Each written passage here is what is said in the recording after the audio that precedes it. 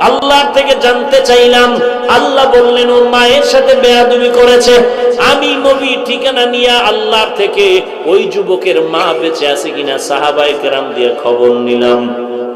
খবর নিয়ে দেখলাম তার মা এখনো বেঁচে আছে। আমি নবী ডাকিয়া পাঠাইলাম। ওই মহিলা খবর দিল আমি যাব না। আমি বললাম বলে দাও তার সন্তানের কবরে আযাব হয় যেন মাফ করে দেয়। ওই মা বলে না না, আমার সন্তানের আমি কখনো মাফ করব না।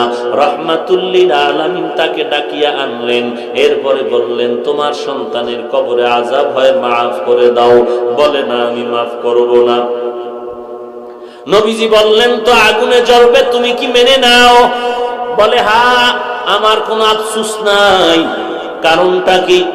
বলে আমার সন্তান একদিন ঝগড়া করে বউয়ের সাথে তর্কর কারণে বউয়ের মায়ায় পড়ে। আমি মায়ের সাথে এমন তর্ক